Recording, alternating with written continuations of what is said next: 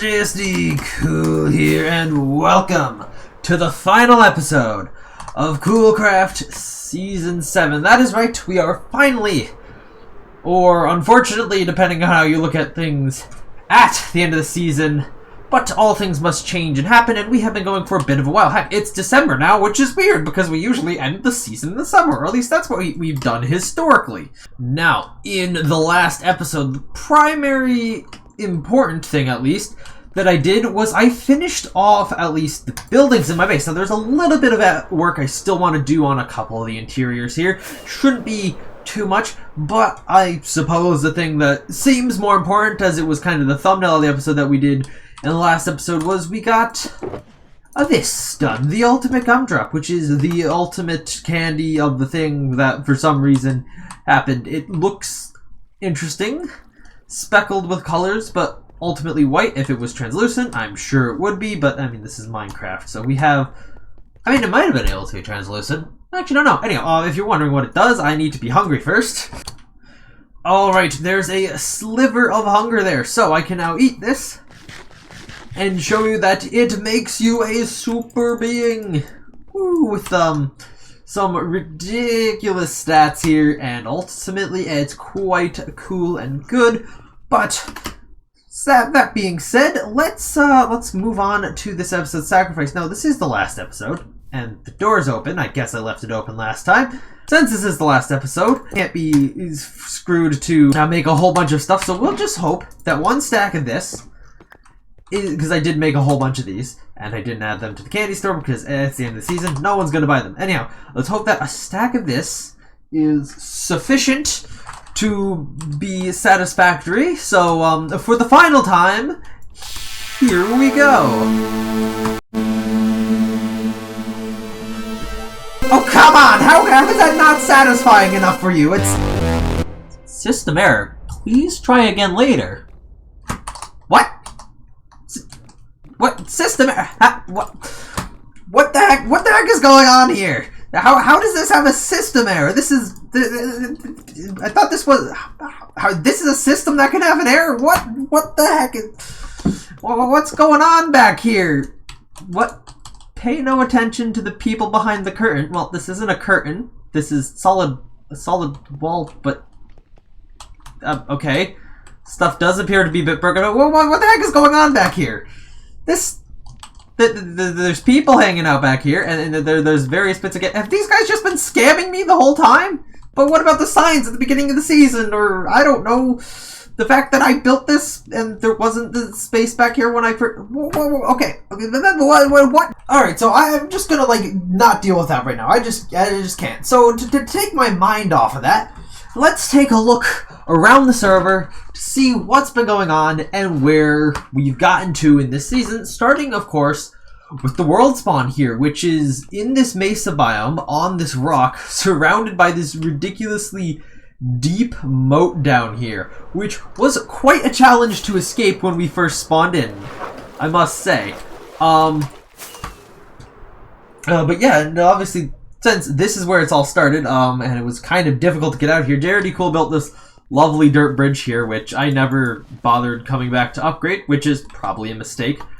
But oh well. In addition to the fact that this is a very interesting spawn here, it's also kind of surrounded by mountains, which kind of makes this area not really too visible from the rest of the server. And I probably should have come back here at some point in the season and, built something interesting. Hey, welcome to Season 7 or something. But, I mean, as I usually do with world spawns, that never happened. So, after me and Tyler escaped from the world spawn, we came over here to this jungle to set up our starter bases, which we decided to put on top of these two trees here.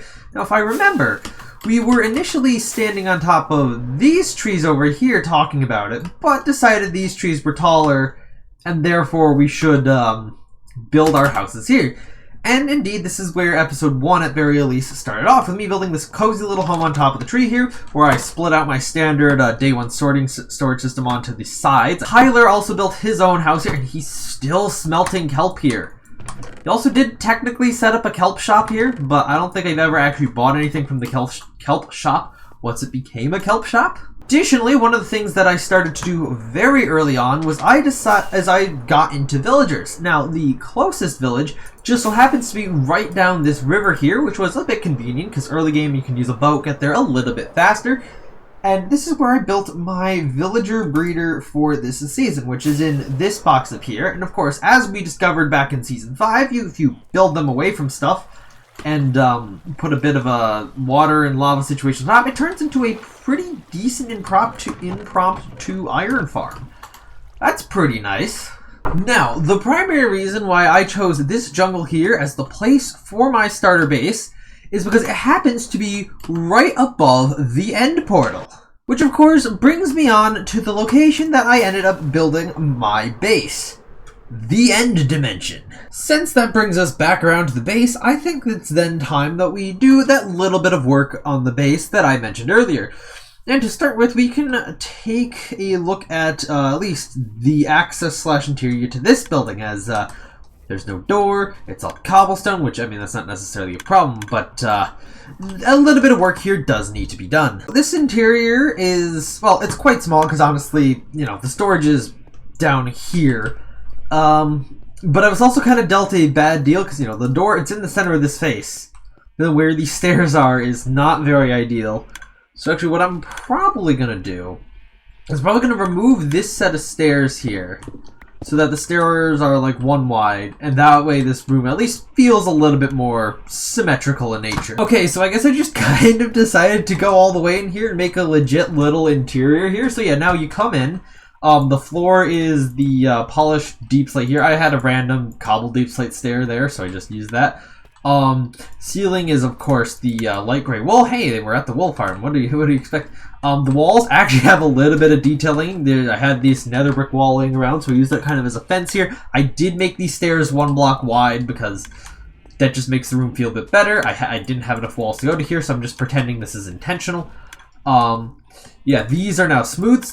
These walls here are now smooth stone, and these are smooth, polished deep slate stairs.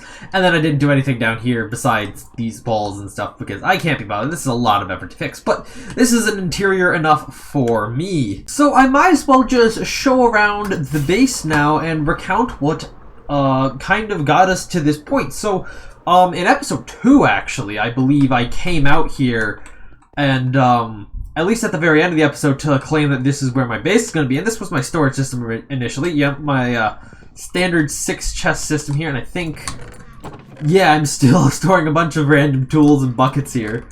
From what I remember, yeah, everything else is empty. We have my original smelter here. And of course, the end gateway that I hacked apart so that I could do a cool little flying thing into it. But yeah, because obviously none of that existed yet, that's all had to be built up, I came over onto this island to build myself a few little things to get me started. The most interesting of which, I guess, would be this cocoa bean farm for the chocolate bars that we started the season off with. In addition to that, I have my good old cobblestone farm here, which has kept me well supplied throughout the season. Of course, the whole point of being out here in the end was to build a base, so I swiftly got started with that, starting with the altar building right here, and not the exterior. I actually built the interior first, and then built the exterior around it later. Now, of course, as we saw a little while ago, some people have taken up residence in the back here and apparently broke the system that made this thing work. I personally thought there was some sort of cosmic deity, but apparently it was a couple squatters, so that's fun. So the next thing that one of the things I did almost immediately after building that was I built up my shulker farm, which has gone right here. Now you can tell this is an early build because of how, I guess, the style of my buildings has evolved and I think has gotten relatively better over time, and this one was admittedly quite early and quite simple. But the shulker farm, which I got from YouTube, sits up here. This building's height is specifically at a height that prevents shulkers from teleporting down, and a little bit of lore-wise here for the base would be that this building is a containment building to contain whatever this is, which kind of, I guess, maybe it's a UFO or something that kind of came over the city, so they built this containment system around it to prevent anyone from getting too close, and also prevent me from building anything that would let shulkers teleport to it, which I now realize this building may have almost been in danger of, but I think was fine in the end. I mean, obviously I haven't seen any shulkers teleport over there. Of course, another building that was quite early on was this building, which contains my bamboo farm. Which also does not have a proper entrance, but I think I might make one in a little while. Typically, I've just busted through the wall here to the storage so I could take some of this stuff. This is basically the design that I built or created last season. It's just a bit smaller to fit within the area of this building, and hopefully, yeah, I put in a bit of a redstone system to hopefully make the minecart system more reliable, unless they always keep getting stuck, which I think did work. The main thing that is, I guess, what any base features is a storage system, which is what this building here is, which is a relatively large storage system. I actually never filled up all the bulk shulker box storage units, but I guess that's fine. They were there in case I needed it. Now, this ended up being 2 levels, as I realized after building this level that it was not going to be big enough for everything I needed to store, so I built a second level down below. And it was at that point that I actually figured out the full interior of this building, which wasn't too much, but it was a decent little design. Now, let's start moving in a more of a counterclockwise direction here. So coming around here, we do have some decorative buildings here. We also have this building, which was actually way later in the season than its design would seem to suggest. This is my assisted chorus fruit farm. Basically, you press this button, it'll automatically harvest a bunch of the chorus flowers for you, then break all the plants, and then you gotta go collect all the arrows that are shot very quickly, because if you don't do it quickly, they will despawn in a minute. And then you gotta manually replant. There's no way to fully automate this, but this was a pretty good shot, because before I had that, building all these buildings required me to deforest effectively all of those islands out there. Moving around behind the storage system here, we got some more decorative buildings here that don't have anything inside. And then we have this building, which also I never built an entrance for and probably won't, but this is my proper professional concrete converter building. I've been using this design for quite a few seasons now. I forget which season I initially designed it for, but this is an improvement of my original design. Basically, you just stand up there placing concrete, a TNT duper blows it up, it goes in here. It's pretty simple stuff. Neighboring that is, of course, the TV studio building, which, once again, doesn't have an entrance. Man, I've been really lazy with making buildings enterable. And this was used for an intro gag a couple episodes ago, and I decided why not make this a full-time building here instead of just a one-time thing.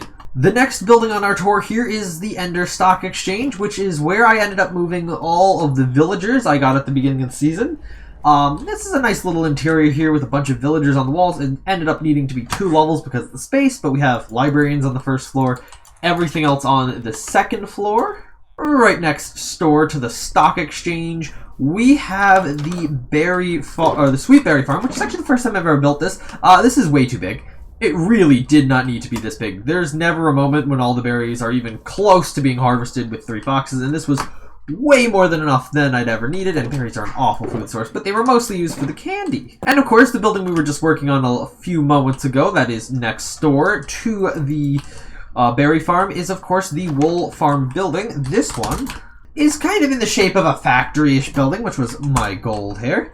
Yeah, it's a pretty simple sheep farm. It has all 16 colors of wool in shulker boxes, which I never used, so yay success, I guess. Moving down to one of the taller buildings in the base, this is my melon farm, and oh, would you guess this? I didn't build a way to actually get at the melons. I really should do that. Later in this episode, we might have some more stuff to do. Yeah, pretty basic melon farm design. It's been built millions and hundreds of times before. Continuing down this pathway here, we next arrive at Beacon Park, which is a nice little green space that I decided to use to flex my riches by building 2 solid diamond beacon pyramids. I could have built more, but I didn't have space for it. But this building, of course, runs right in between the bamboo farm and the sugarcane farm, which I actually did make accessible from outside. It loads up shulker boxes here, full of sugarcane, which I can then take out, craft into sugar, and make all my little sweet treats out of. And I guess the final building coming down this way is a bit of a weird building admittedly. I freestyled this one in survival mode without really much of an attack plan, and I don't think it turned out the best, but oh well. This is my apple farm, which basically is just a tree leaf crusher that disposes of the logs, drops them down into the void. while consuming tons and tons of bone meal. Now, we have a little staircase underneath the base here, which allows us to access the storage, and we do have a fair few amount of apples, and also, I guess, sticks. Great supply of sticks, but you may notice there are actually a few things underneath the base here. And that is because, well, let's talk about it. So this here is my honey farm. As you can see, we're stocked on honey blocks. And I didn't feel I had the space above ground to build this at the time, because it's kind of an awkward shape. So I just decided, let's build it underground where I don't have to worry about it. And yeah, it just kind of silently ran here for a while, making honey.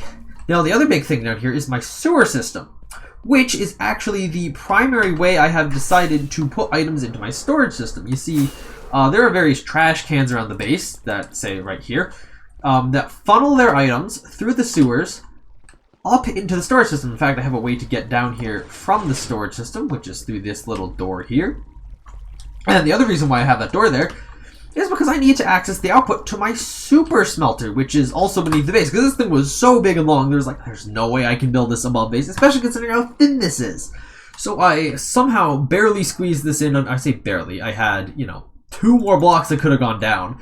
But yeah, barely squeezed this thing in under the base and created a building to access it above the base. So right behind the stock exchange and next to the concrete converter, we have this building here. Now there's not really an interior here, but it's utility. It didn't need an interior. I really could have made one, but I just didn't want to. So this is where we'd place all the shulker boxes or items needed to smelt. Through this iron bar here, you can access the chest here in case you just needed a few items. This button triggers the whole system, and then you just sit back and let it go. Of course, because I'm in the end, I can't do chunk loaders, so you do actually have to remain in the area. However, if the fuel did need to be refueled, which I actually think it does right now, you come over to this other building down here at the end of the road, which contains the fuel input.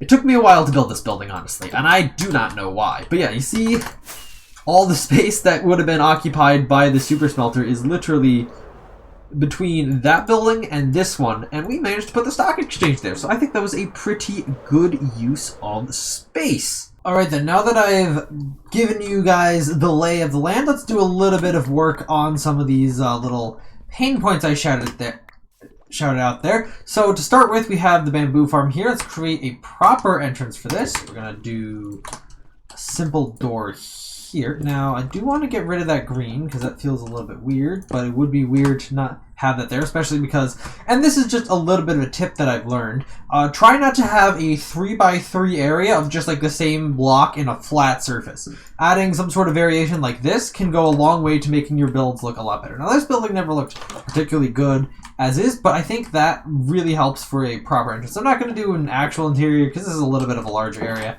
And it's just straight up not necessary, but I will build a little bit of a path to that door. Next up is the melon farm here. See, I finally got the name of it right.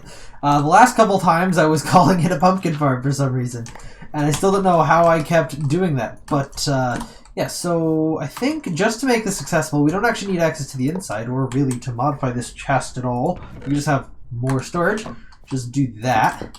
And now the drops are accessible from the outside with barely any inconvenience. Now, it is a little bit of a blemish here, but compared to the rest of my base, it's not that bad of a situation. Now, I actually did more than build my base this season, as it may surprise you to learn. For instance, the first thing we're going to look at is the most viewed video on my channel. Yes, the system that automatically, or at least mostly automatically, kills the Ender Dragon is somehow the most viewed video on my channel, which is honestly quite surprising, but hey, it's a pretty cool concept, and I don't see it being done all that often, so no wonder it got a fair number of views. But yes, this system works. I'm not going to run it right now because I want you to go watch that video, obviously. And also it's, a little bit slow. The overworld, where we can visit the farm that is this way. And that is, of course, my mob farm, which admittedly is the same design that I've been building basically since Season 2 because it just works so well. It's such a great design, in fact, that Tyler has been copying it as of late.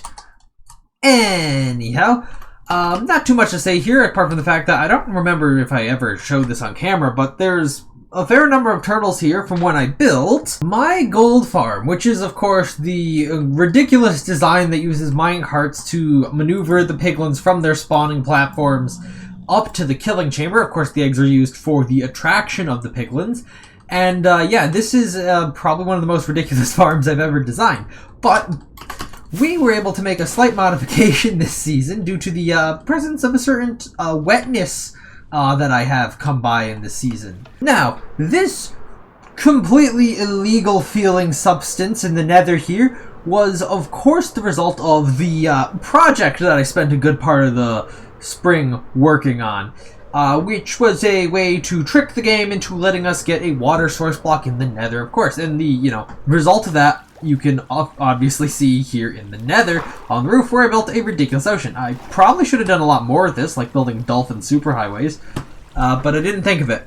And quite frankly, I just kind of let it go. So unfortunately, we're going to have to let this go. But hey, you always got to try something once, and water in the nether was something I definitely wanted to try. Considering we're on the nether roof here right now, actually, I'll quickly go visit these other little projects that I built here. So in episode 2, when we beat the dragon, I built this little gas farm here so I could get gas tiers to respawn the dragon. I have not AFK'd at it since that one time I did at the beginning of the season. How great. Over this way here, this is my frog light farm. And, it's a bit small. I think actually it was producing frog lights so fast that the minecart actually couldn't keep up. And I mean, some of these rails are flooded, so it really cannot keep up now, but yeah, that's a bunch of frog lights. And of course, way in the other direction there's a hoglin farm, the pork farm. Pretty simple stuff. What is not simple, though, is the Nether Fortress farm, of course designed by the Mojang developer Nembomb, all the way back in 1.12, mind you, that I built over here. The fact that this thing still works is, quite frankly, impressive. Albeit this farm, which uses flying machines and ice floors and stuff to farm every mob that spawns in the Nether Fortress here, has worked quite well as an XP farm, and actually it was used as of late.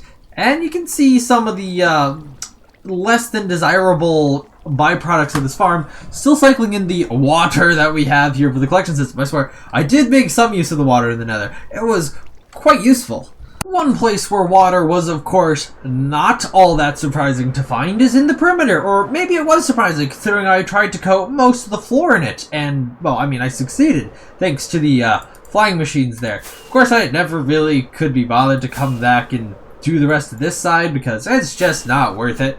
Heck, I basically never used any of this redstone anyway. I did this ridiculously late in the season.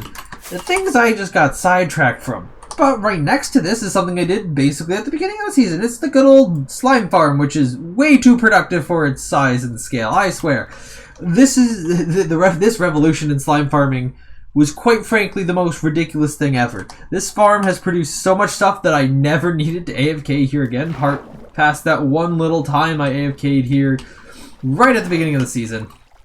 And if we come down here, especially with the crafter, we filled up the storage all the way to the top. Now I have used a fair amount of slime over the time, but like, that's like more than I would ever need to go through. The only other thing that I can really think that I did this season was build this gigantic sugarcane field down here towards the beginning of the season. Obviously this ended up not being enough for what I would end up doing later on, but this was still a pretty big project early on, having to mining away this field and planting all the sugarcane, and I did think that was a fun. But now that we've finished going through all my projects, let's see what other people have been up to. Now the answer is not much, quite frankly. On my screen is basically all that Tyler was able to accomplish this season. He has a cobblestone farm, his house here, which has a bit of a storage system underneath, and then his mob farm in the background. But what this place is probably a little bit more well known for is the place where I parked my shops. The big thing that I decided to do this season was the candy store, in fact, where I got to sell all sorts of fancy sugary treats, this little thing included, and actually I can go and check any profits I made right now. Okay, 2 diamonds for the red smarts, none there, none there. Yeah, people weren't too active to actually buy stuff. A whole bunch of CBI bars. Holy, there's the mother load. Okay, 2 diamonds for the ender stripes, and 4 diamonds and 5 melons for the pork taffy, as well as a partially removed stack. Alright, whatever, it's the end of the season, who cares? And of course right next to that is also my classic rocket shop here with the wings and the roof. I built this most seasons. Oh wow. Okay, I actually did not expect, let's see it, did anyone buy an elytra? Okay, no. I actually did not expect to actually sell anything here. That is actually better than I thought I did. I managed to make 43 diamonds this season. Woohoo! Okay, so before we go on to the next base, I was just standing here in my base, kind of looking around at stuff, and noticed that there's a stair missing from the wool farm building here. Which I thought was a little bit peculiar, because surely that hasn't been like that for a long time now. So I decided to take a look back through the video archive, and yeah, not only has this appeared like this on camera a few times, mostly in time lapses, but sometimes not in a time lapse, but literally in the time lapse where I built this building, I just straight up did not place that block. Okay, guess I fixed that now then. Okay, so I was just randomly flying around here in the overworld, near Jared Cool's base. I found this ruined portal here, and I was just like, I'll see what's in the 2 enchanted golden apples. What? I don't think I've ever seen something this rare before. So, you know, I was just thinking back to when I was building that building in my base, and yeah, actually, I think I remember editing that time lapse and seeing that block missing, thinking, oh, I should go actually fix that, and then I guess never did. Anyhow, I'm now here at Jared Cool's base, which is had a little bit of an interesting thing. There's a lot of stuff just kind of on the ground here. He's got a pen of villagers over here. Of course, he's got an iron farm that I may or may not have borrowed some iron from several times throughout the season. He's got a really old school mob farm design up there that is just kind of over the ravine here. And this is where his storage system was at least originally supposed to go. It was going to be this big automated storage system that just kind of went through all these little houses on the side of the, I guess this would be not really a ravine.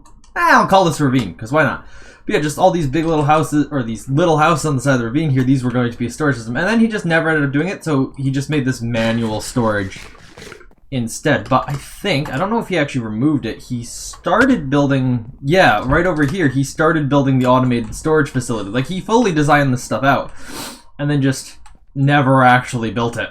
In addition, though, to those things, he also built I think this is a tree farm?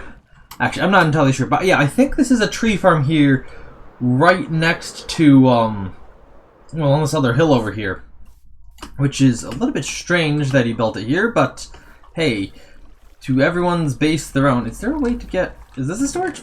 Yeah, this is a tree farm. Alright, cool, tree farm. I did not build one of those because I built a bamboo farm this season. Now, I did just notice that over this way, there is this. What is this? It is there something inside of this? No, it is just a solid mound of dirt with a bunch of torches on top of it. How odd. Now, immediately next door to Jared Cool's base is one of the, I guess, most unique places on the server. This is Willow's area that had some operations in it. I don't entirely know whatever was going on over here. Bunch of arrows and some stuff here. Yeah, I cannot even begin to explain what any of this is, but yeah, it's a relatively, I guess, interesting thing. I guess going into the brain of someone who doesn't really know or do Minecraft, and just like all the random stuff they built. You know, it's got that like kind of innocent feeling. There is endless exploration in what's going on around here. Random shulker boxes full of stuff everywhere. Are these enchanted books? They are. What kind of enchanted books? Silk Touch. Okay, I guess those are just Silk Touch. There's a chicken farm down here. Yeah, there's just all sorts of random and maybe interesting stuff right here. Like, look at this storage system. Never would have thought to do that. Man, the mod that lets me see all the way to the other side of the world here, Voxy, it's so cool. I mean, just to give you perspective of where things are, That there is my mob farm. That is, you know, it doesn't seem that far away, but that is quite far away. Behind that in the background there, that's my tree house. And there's Tyler's treehouse. Actually, basically right behind the mob farm here. I'll move this way a little bit. No, you can't really see it. But so that village house right there, that's basically where my villager breeder is, I believe. If we look over this way a bit, we see Tyler's base just way off in the distance there. Look at that, just kind of floating there. And of course, right behind or in front of this mountain here, I think it's behind from this direction, right behind that mountain there, that's spawn. You really just cannot see it from here. Then if I look over that way, there's the perimeter there. You can see the top of the witch farm. The slime farm's AFK point is visible. And then out this way is just some land that we've explored. Like there's where there's some glaciers there, a couple mushroom islands. Interesting stuff. And I'm not loading this, and I basically can't load this, but the project from earlier in the season, the thing that allowed us to get water in the nether, is somewhere out that way. It's pretty big, and I'll maybe include a screenshot of what it looks like without ever being able to go there right now on the video, because why not? Now we've taken a look from the other end of the server. I've decided to pop over to Tyler's base just to take a look at what the whole place looks like from here. So we were just way over there at JRD Cool's base. You can see his mob farm there. There's the iron farm and all the random structures that Willow built. The perimeter is over that way. Again, another angle on the witch farm there. And still the AFK platform for the slime farm. Then, substantially closer this time, there's my mob farm sitting in the desert there. That actually does not seem all that far away anymore. And then once again, I guess it would be now behind that mountain. I guess it was in front of that mountain before, is where spawn is. It's right in there. Literally like the tallest part of the mesa biome is where our world spawn is. Or, yeah, I think it's that one and not that one. Yeah, I'm pretty sure it's that one. So our world spawn's like right in there, which is crazy that it's in this wild protected space. It's basically unseeable from anywhere else in the server. But anyhow, yeah, there's where the starting treehouse is. So right over this way. From here you can actually see the wheat farm. And more accurately, here's the villager breeder over there. So yeah, that's just kind of a bit of a lay of the land from both ends of the server. You know what? I've decided that since this is the end of the season, and that nothing else really matters, and I'm abandoning this place in a few minutes anyway, this can all just stay, and I won't do anything about it. Because as I said, this is the end. But before it's the end, I want to thank you all for all the support that I've gotten, however small it may have been, throughout the season, as this has been by far the most successful season that I have ever had. In terms of, you know, Minecraft, my YouTube channel even, I've reached 100 subscribers this season. For context, when I started the season, I had just about 50 subscribers, and now I believe at the time of recording I have 104. So that's basically a doubling of my subscribers over the season. So yeah, that's been fantastic as well. I think I've improved as generally a builder over the course of this season, which is, I guess, unexpected for me. But yeah, you know, thanks to everyone who's watched. That's been, you know, real help here, I guess. Now, before we end it off, there's just one more thing I have to quickly do. And that thing is copying my inventory and ender chest into a chest here in my storage system for anyone who may view this world in the future to reminisce about what I had in my inventory at the moment that the season ended. So, with that, I'm going to have to say thank you all for watching. Hope you've enjoyed. Please make sure to leave a like on the video and subscribe. Check out my game, which is linked in the description, and I will see you all in the next season of Coolcraft. Bye!